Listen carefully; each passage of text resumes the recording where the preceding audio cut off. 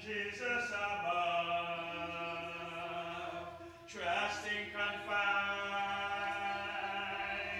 in his great love. Come on and say, I'm into his arm. I'm living by faith and feel no alarm.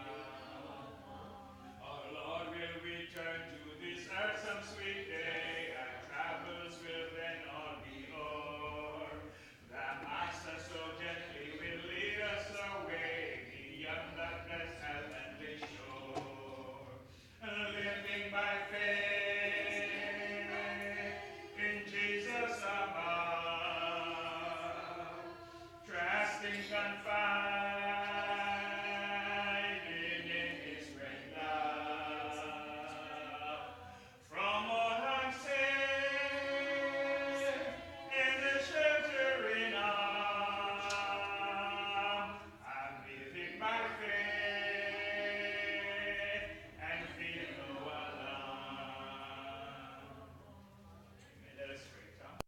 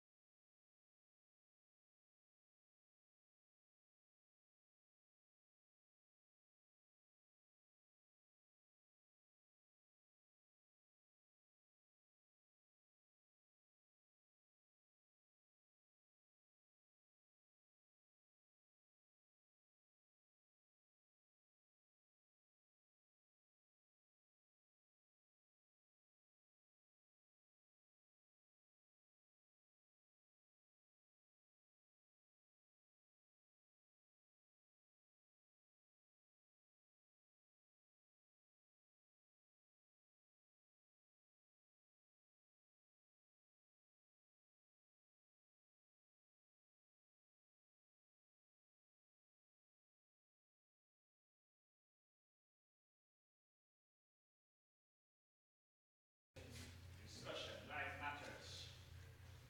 The idea behind it is that we have a discussion, talk, class, presentation on real, everyday life issues. And we have our resident guru, Brother Stalwart. There's a second Wednesday, third Wednesday?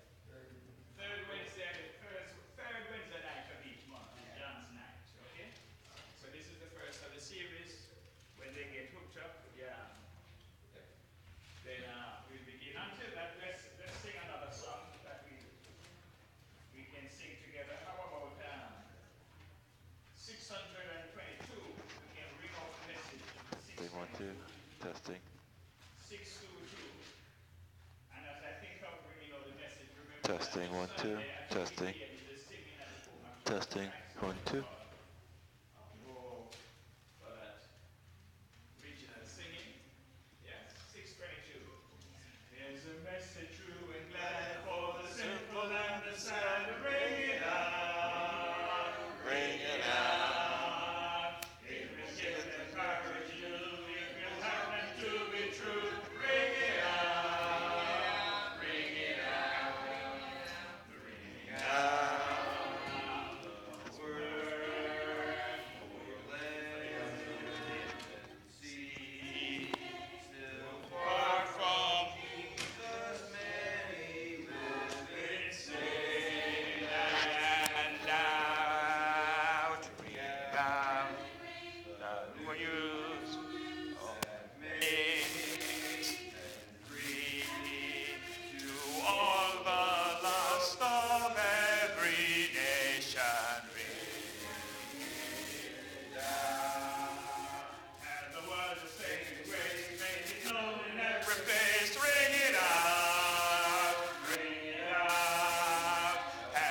need, he wants to know from whom our blessings flow. Ring it out, ring it out, ring out the word for land and sea.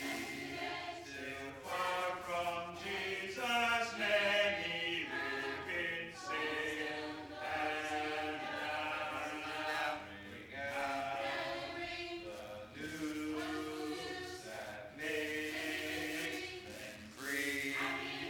To all the lost of every nation, it down.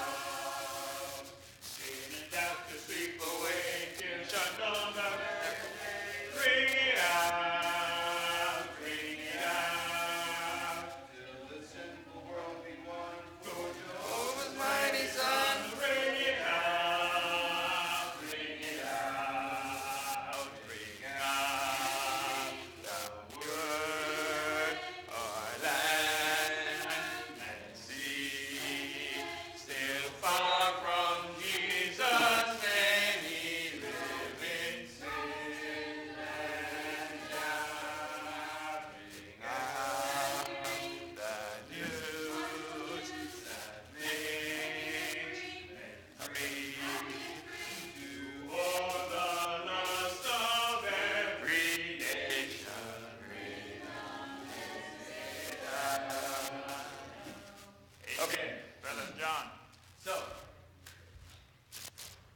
as a general thing, right, so one of the things that is important for this class, usually this class is in a circle or some type of thing, so it's going to be a little weird of us doing this like this.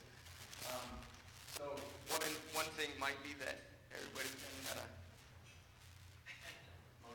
move a little bit forward because you're going to be actually talking to each other.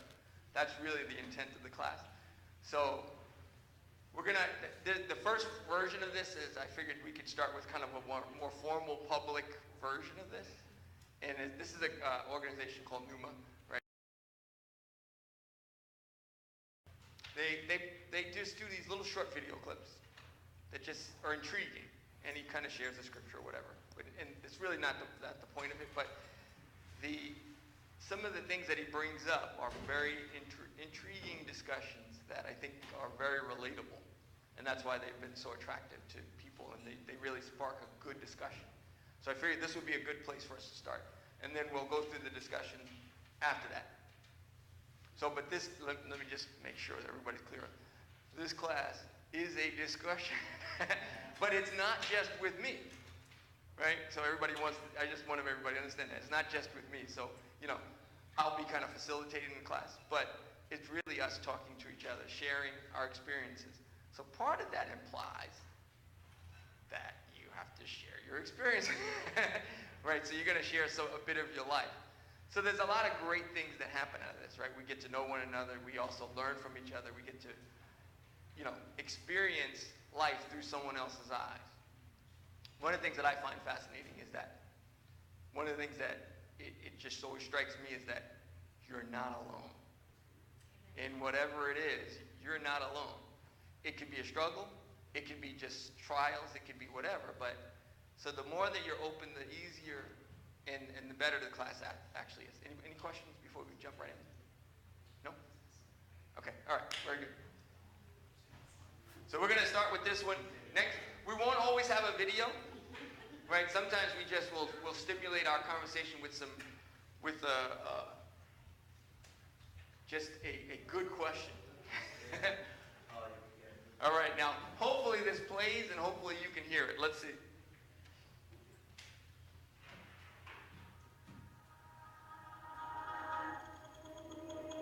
So far, so good. Can you guys see that? Should we turn off one of the lights?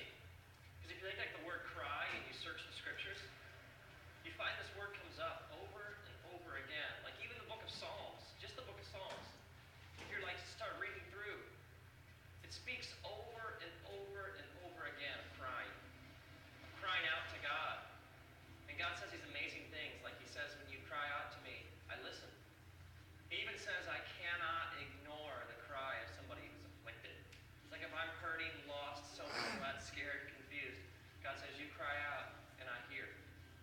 God even says that when you cry, he's close to the brokenhearted. He's close to those who cry out and admit they're scared, lost, soaking wet, and confused. See, there is this false, twisted idea out there among religious people that somehow you got to have it all together to have a relationship with God. That like somehow God's only looking for people who have no problems and have it all nailed down and can put on like the happy face all the time. And yet the scriptures speak directly against this kind of thinking. I mean, Jesus is even just straight ahead and he says, "Come to me, all you who are weary and heavy laden." I mean, the essence of salvation is crying out to God and admitting I don't have it all together. It's admitting I am lost, I am hurting, and this sinful nature that I carry around with me has really screwed things up for me. And God, if you don't show me the way home, if you don't fix things, if you don't step in, I am dying here. And this kind of thinking is all throughout the scriptures. It's over and over again. God says to us, you come to me with all your junk. Come to me with your problems. Come to me all screwed up, all messed up. Let me take care of it. Jesus even sets out looking for people. He even says this. He says, I'm not looking for the healthy. I came for the sick. It's interesting if you think about the storm from Trace's perspective. For Trace, the storm is his reality. He sees nothing else. The lightning and the thunder and the trees swaying and the raindrops and the water just dripping off him. It's all he knows. He sees no reality beyond this storm. What Trace doesn't realize is that as his dad, I would do anything to get him home.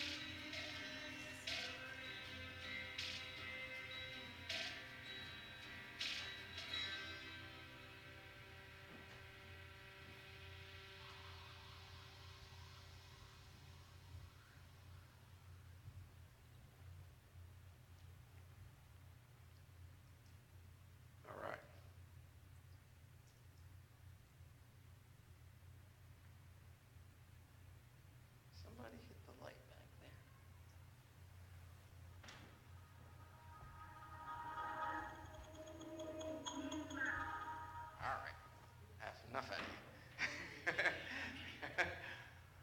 Okay. Intriguing? Good stuff, right? So the way these videos actually, they have some discussions, questions. We're going to use some of them. But, so, first thing, what did you think of the video? Good. Good example.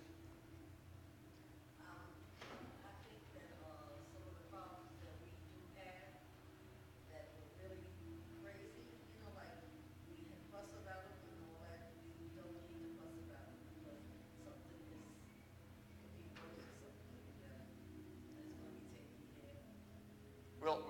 We'll see if we have time. There's a very interesting point on that. So let's go through it. Let's go through it. So he started out with this idea, right, where he's walking through the woods, right, and he's not going to be quiet apparently.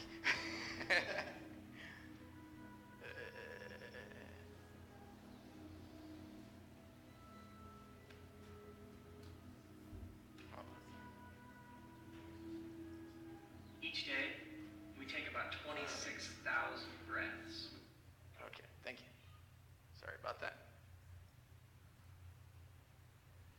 That's the wrong one. Okay.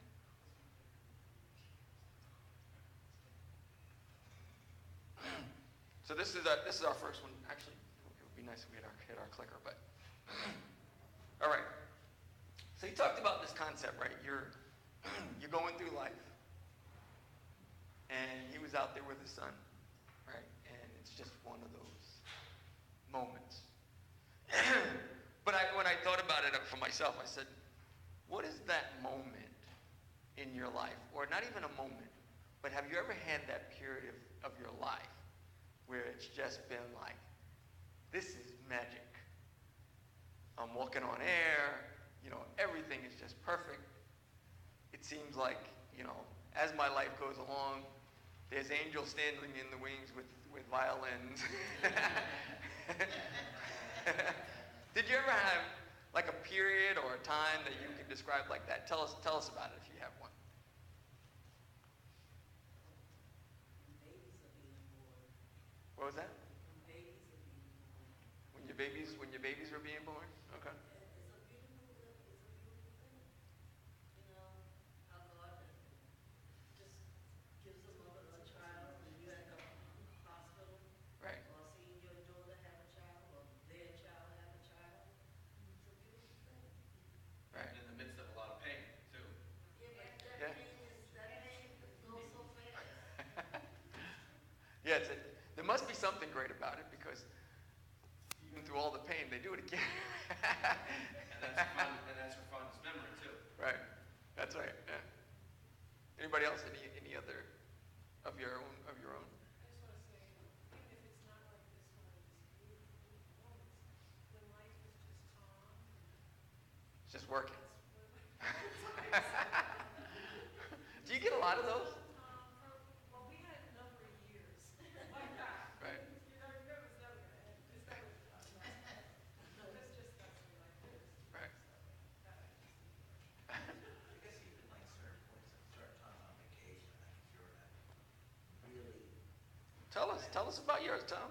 Don't tell us about a fake one. Tell us about a real one. like when I was in Hawaii back in 2005, I'm walking in this valley, and I just standing in awe of God, how He creates.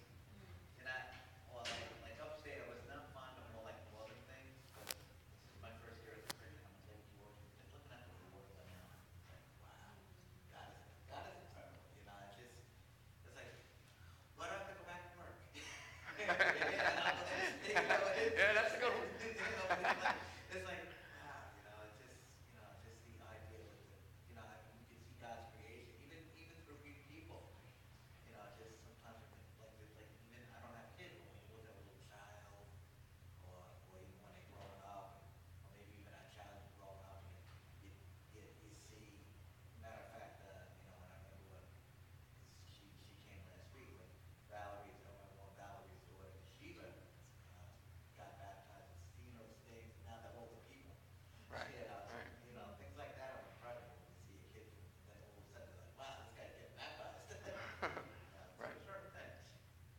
All right, any other ones that like powerful walking on water moments?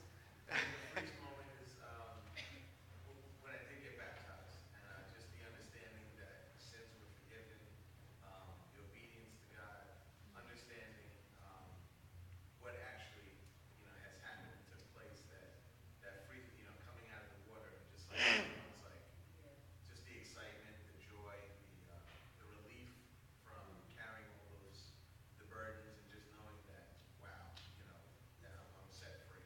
Right. Thought I had a Superman that had so much. Yeah, that's a good one. Mine, I would say, was the first time I got to kiss my wife was on our wedding day, which was like really cool. So, it was amazing because I don't remember walking that day. I think I just levitated all through the wherever I went, I was like, oh. All right. What are some of the storms in your life? It is raining in your life. Is it raining in your life now? Right, because as Kathy said, right, unfortunately, those like forever calm moments, or that's just good, don't necessarily will last forever.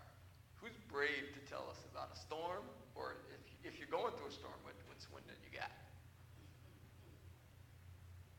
This is going to sound like a confession, but I have 30 essays that I have been trying for 2 weeks. I had originally 98, but I'm down to 30 that I've been trying for 2 weeks to finish, and I cannot get them finished.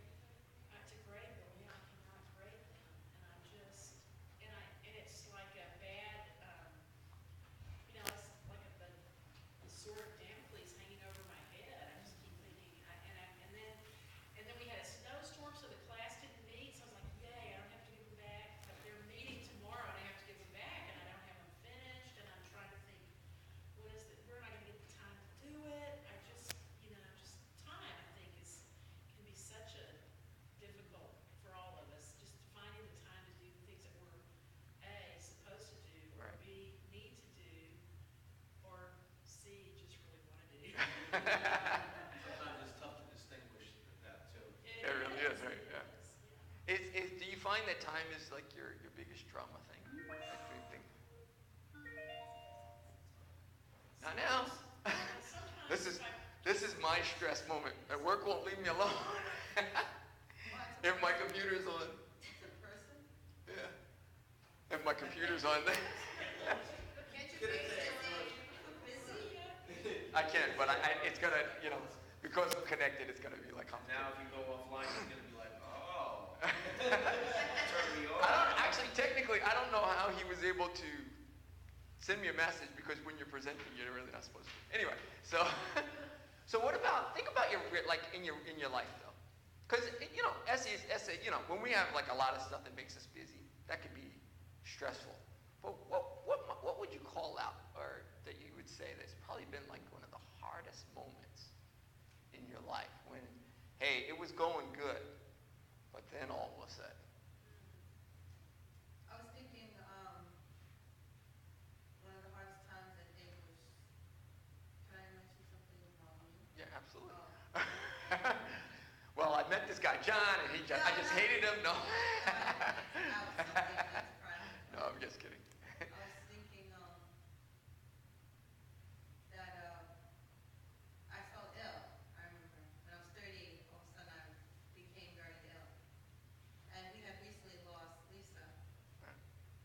And so, and I was ill for so long. So that was like, it was just so strange. I think everyone was thinking that did I upset you? Sorry. No. I was thinking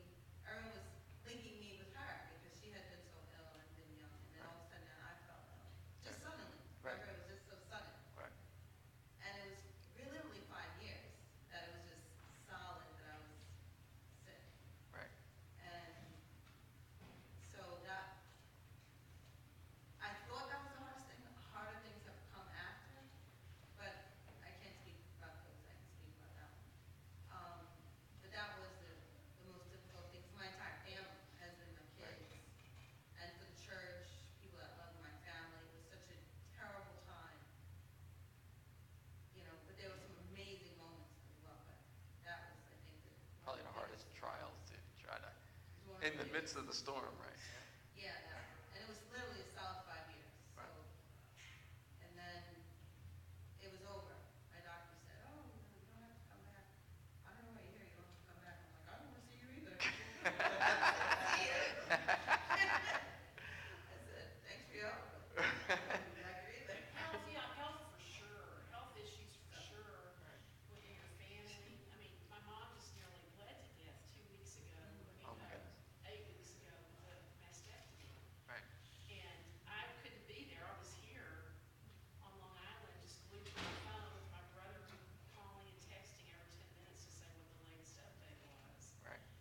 And I definitely was in that position of crying out to the Right. Lord for help. I mean, just health issues, and sometimes more so for other people than even for myself, I think. Sometimes I feel more, even though I certainly have my fair share of health issues, I feel more concerned about other people's. About when somebody else, right? Especially somebody close and near, right? And this, I was thinking, for a while, a lot of you don't know some of the people that were here many years ago. I remember when Jim McCaskey passed away. I was not saying. And then all of a sudden, I suppose his name, Jim Roberts. Boom, boom, boom. It was like, why? Right. It was so hard to raise a family here. Right. Not even our own personal family, but the family here. And it Right. was so many things that happened, things like, whoa, why, you know? Right. I usually ask why. Yep. And that was really hard to do. Yeah, sometimes, I mean, it gets so hard, right? Jim was You're so going, good, and he why? was What's up? like Yeah. that Yeah. with, Jim Kowski, and Jim, he had like 5 kids. Oh, He wow. struggled so badly with cancer. He was so strong through the whole thing. Wow. Anyway, this family and children have to move back to Pennsylvania. It was really hard. Sure. Sure. Really hard. Yep. it's like what she's saying about death in the family. It's like when my sister-in-law passed away from cancer.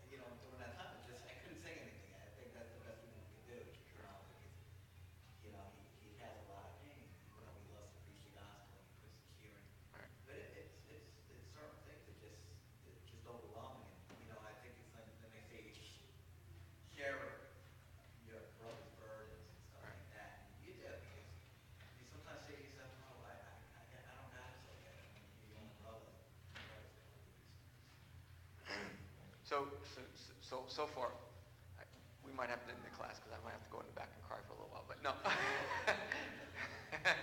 no. But one thing that I think everybody hears is there's a lot of trials, and you don't know what each scar somebody has carried through life or achieved through life. And I have some stories. I won't tell them now because we have to move on. But I have what I call my trophy wall of all the things that my trials through life that God has gotten me through. And they used to be tragedies to me, but now they're my trophies. And I'll explain that at some point. All right. Do you think God puts us through trials? Why or why not? Is there any easier way to learn, for us to learn? In James it says the testing of your faith produces endurance. You know that anything that you think about steel or metal, it has to be tested. It has to go through fire in order for it to get stronger. Right. And I think that we're no different. If we're supposed to be strong, Right. that those things are there for a reason, Right. purposefully. Right. Part of that purification process, right? I think God certainly has put things in motion, but does he single us out and say, Molly, I'm going to give your mother breast cancer and see how you deal with it? I don't think so. I don't Interesting. think Okay. he specifically targets us to intentionally put us through trials. I think the process of life is occurring because of God's creation and because of the way he created the universe. And just as humans, we're going to have to withstand some of those trials. It's just part of the way Okay. he created That's us to interesting. function. I was talking to somebody recently and they were saying how this parent that they knew had sheltered their daughter so much that she couldn't do a single thing on her own. And I thought about that when we were talking about this, that God shelters us from everything. And we'll never really learn how to, depend on him. And, somebody said the other day that, he doesn't give you more than you can handle. I said, no, sometimes he does give you more than you can handle. Absolutely. And I think that's when we depend the most on him. Absolutely. We cannot do it ourselves. Does anybody know a scripture that says that? He doesn't allow us to be tempted more than we can handle. Very good, right? Does anybody know the scripture for that? And then he says, leave the burdens to him, so you don't have that burden. That's right. And I think, I think of be still and know that I am God. Right. There's no other way to look except for us. I think the biggest trial right now, think about the trials. Talk louder. I think the trials now, some of the biggest trials I face could be us humans in general, especially, it could be Christians, I can't give you my. but it can be the people in your workplace, your secular world, where you got to deal with the evil that we do. We're in the evil world ourselves. I look back at some of the terrible things, like, especially when I was a teen in high school, all the people I used to know. Yeah, that's like, wow, that was scary times. Knowing that people, and then there's the people on, you hear on a Wednesday and a Sunday and a couple of times on television, it's like, you're in another world. But when you're out there, the trials are just the people itself, that you have to love them. You have to be the light in this dark world. You think about that little light, this flashlight, this dark light. So what do you think, though? You think God gives us trials? Do you think God gives us trials? I think so, because we are dealing with the evil world anyway. We got to be the light. Okay. It's First Corinthians 10:13, as well, being tempted beyond, right? Right. Well, that was a couple of references. The one I was looking for was actually, I think it's 2 Corinthians 1. Said reading, you got it? You can, I was gonna say something. I got it. That it was the one I was actually looking for was 2 Corinthians 1. But don't worry about it for now. We're gonna read some Bible verses that are directly related. Were you going to share something, Nate? Yeah, my thought was like, do you think God intentionally puts us through trials? I drove myself mad, and I mean that. I was in such frustration for such extended periods of time, being sick and being like bedridden, Yeah. I mean,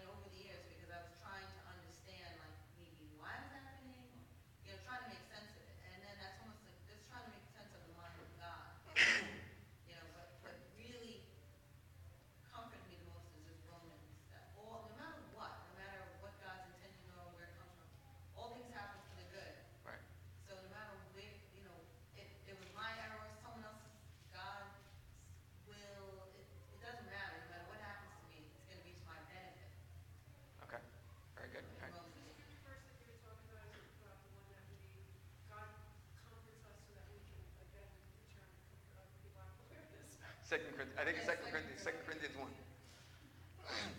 But one question I had for you, which is, so why do bad things happen? You know, one of the famous atheistic antagonists to the Christian is, why do bad things happen? You know, why are all these bad trials happening to everyone? All these Christian people. Doesn't God love you?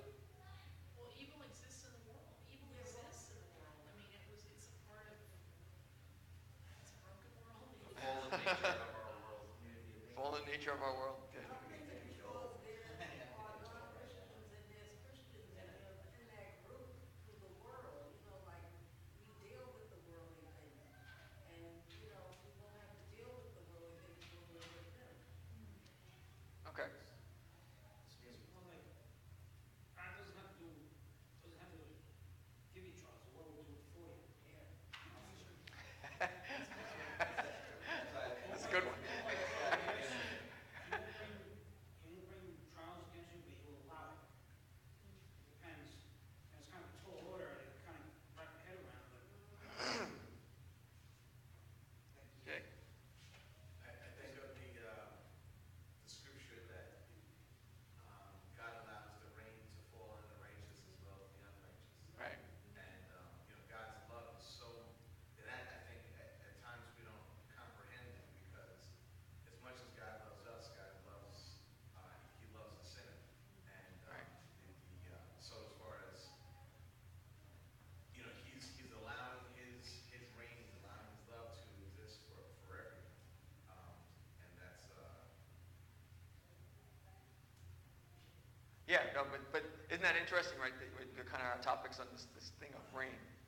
Well, that, I was just thinking that, you know, the scripture that was quoted, not all joy and brethren, you trials of various kinds, but you know that the testing of your faith produces steadfastness. Is really the key, because, you know, we accept Christ, and we have a good life in Christ because He protects us. And comes a day when, you know, something bad happens. And if that doesn't happen, then you just continue on that level. But when something really bad happens, and your faith is really tested, because you do ask, why me? Why God? Why are you doing this? right.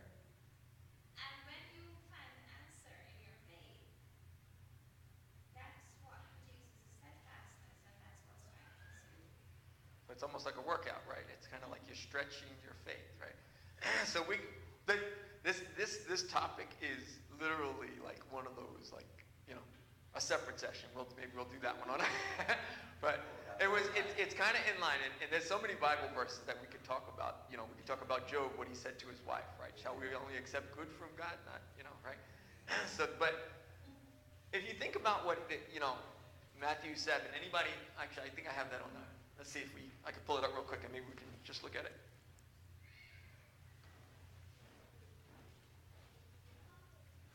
I'm going to jump ahead real quick. Oop, that was it.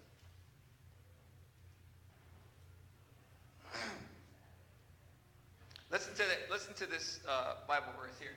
Somebody want to read that for us? Therefore, everyone who hears these words of mine and puts them into practice is like a wise man who built his house on the rock. The rain came down, the streams rose, and the winds blew and beat against that house. Yet it did not fall, because it had a foundation on the rock. But everyone who hears these words of mine and does not put them into practice is like a foolish man who builds his house on the sand.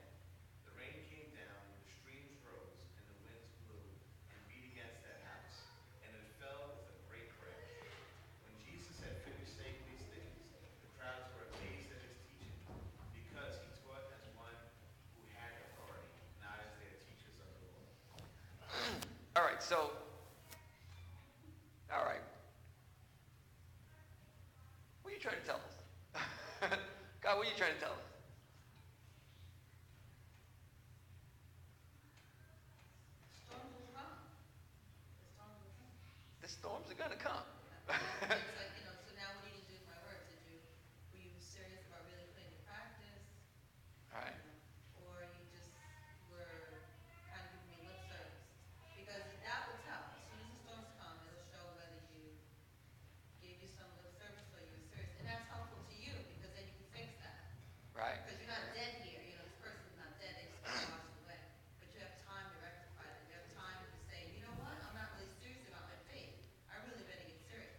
That's right.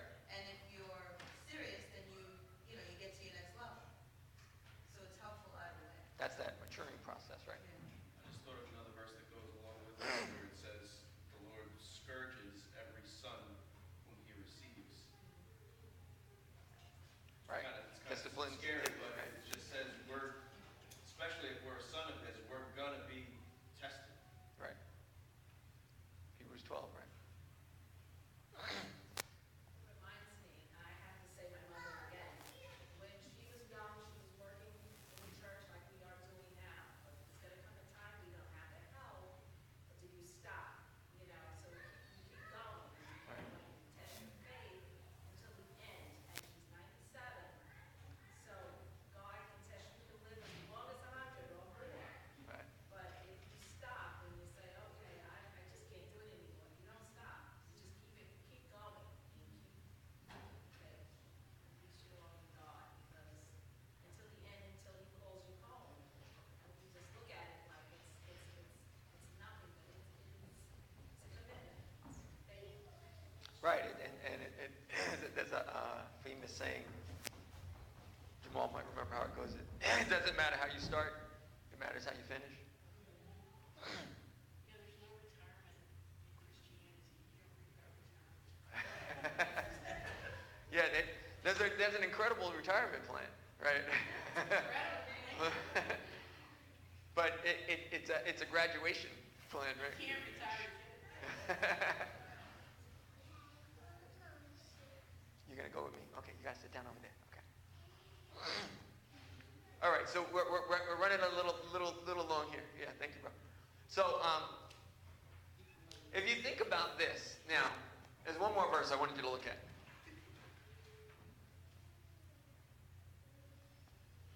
Let's read that one. Need a reader. Many times in the boat, his disciples followed. Suddenly a furious storm came up on the lake, so that the waves swept over the boat. But Jesus was sleeping. The disciples went and woke him, saying, "Lord, save us, we're going to drown." Then he cried, "You of little faith, why were you so afraid?" Then he got up and rebuked the winds and the waves, and was completely calm. The men were amazed and asked, "What kind of man is this? Even the winds and the waves obey." How does this relate to our conversation? I think it's so interesting. They were right there with him all the time, and he was on the boat with them, and they were still scared. Right. These were people who saw him Right. for days on end. They were all around him. They knew about him, intimately. And we've never had the benefit of seeing him, Right. but we have the benefit of reading these stories about how he responded, which should help us, encourage us in our faith. But he's telling them, not only are they of little faith, they actually get to see him. We really have to deal with faith only. Right. Honestly, no matter how we feel, God never ever leaves us. He's there. He's listening. He hears. But it's on me to, still myself and trust that He does hear me and He's going to take me through it, no matter how ugly it is. And there were times when I felt like, are you listening to me? And I just really get so bent out of shape. But Right. yes, He heard me and He did answer me. I wasn't paying attention. I think you can sum that whole thing up by saying, "Don't worry." Right. That says that many places, right? I really love Matthew that 6, right? because he doesn't say, he just says, "Oh, you guys are little faith," and he takes care of it. He doesn't chastise them and say, "Come on, guys, you've been around me for all these days, don't you know I'm going to Right. handle it?" He just takes care of it, and I think that's the thing, he's going to take care of it. I think also too, what you're saying about even though they're with him, our mind is connected to our faith. And the Bible says, everything is beyond what we can ask or imagine. Right. What God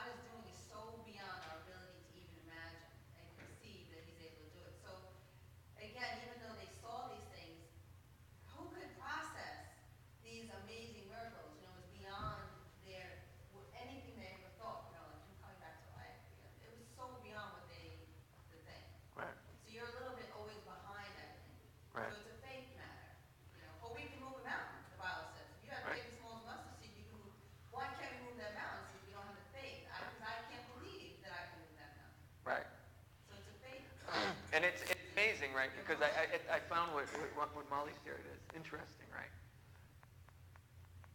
They were in the boat with him.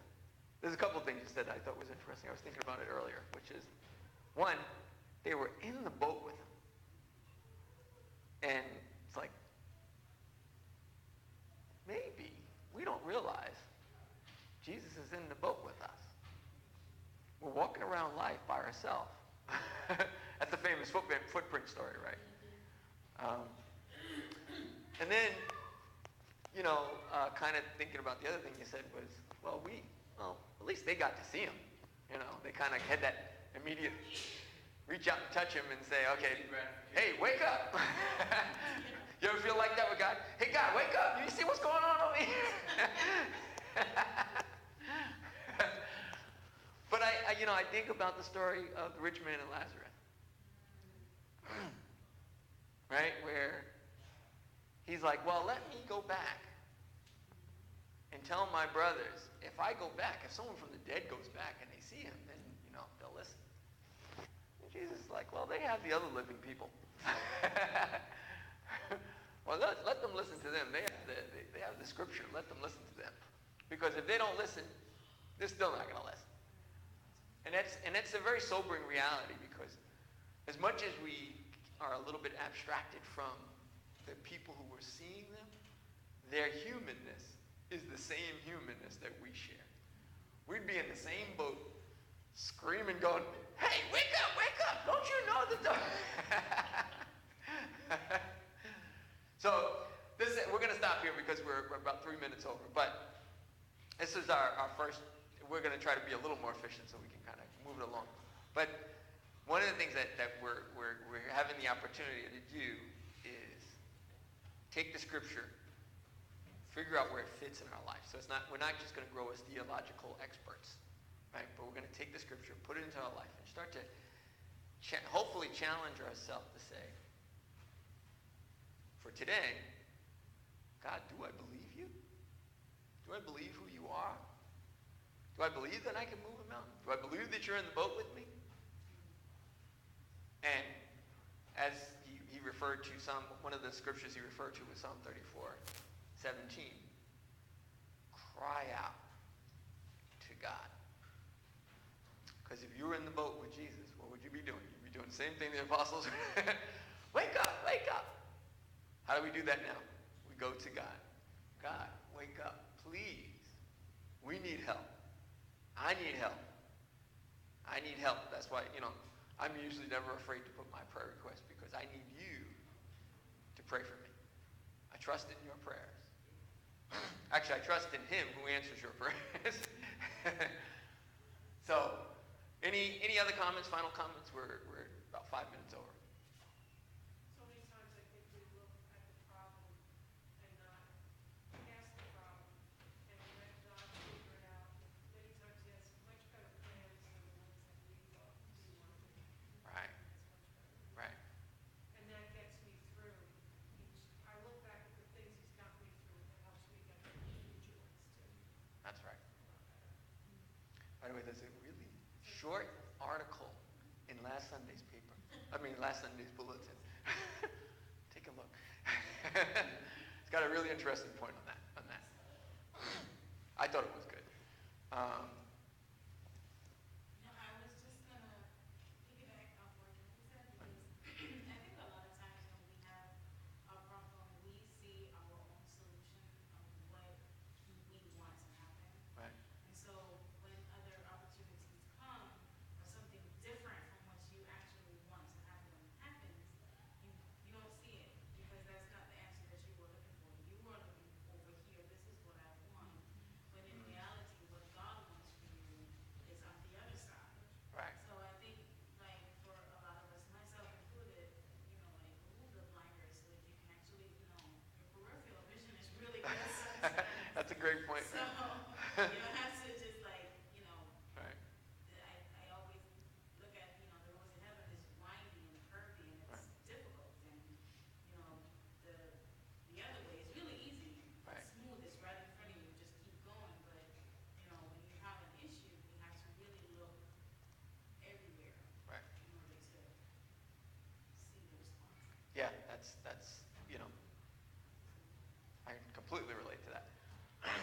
so we're going to stop here. Again, as we continue to go on, you know, our stories are, as we share our life, because this is what's called Life Talks, right? Is all of us about us sharing our life together and trying to figure out how God is helping me, how he's helping you. And something that you share may help somebody else over there. You know, this is not like a one-directional kind of thing, right? This is us sharing and encouraging and trying to challenge even each other to stand up, be by each other's side. You might hear a story that somebody's going through right now. And I encourage everybody, if you got a story, share it. Because that's what we're here for. That's what the church was made for. 1 Corinthians 12, we're intimate organs meant to support and encourage one another. All right, we're done. Let's do some prayer requests.